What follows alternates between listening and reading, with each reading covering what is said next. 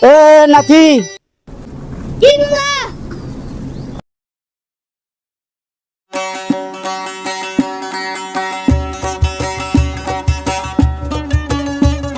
এ নাতি আরে শালা তুই খালি খালি করবি বলে কি এক জায়গা যাওয়া লাগবে।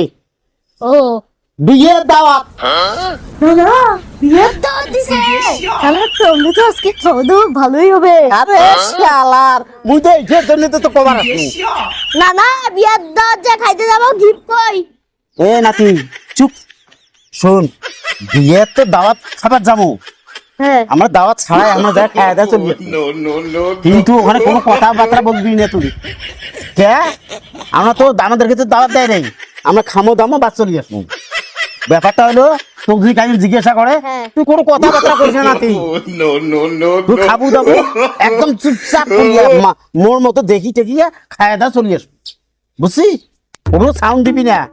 হ্যাঁ ঠিক আছে ঠিক আছে। না না অনেক দিন থেকে মাছ মাংস খাই না, আজকে পেট ডাঙে খাবো। তোমার ভাগে গুলো মুখ দিবেন, হ্যাঁ তোমার ভাগে গুলো মুখ দিবেন। তাহলে মুখ বন্ধ করে খাবো। ঠিক আছে।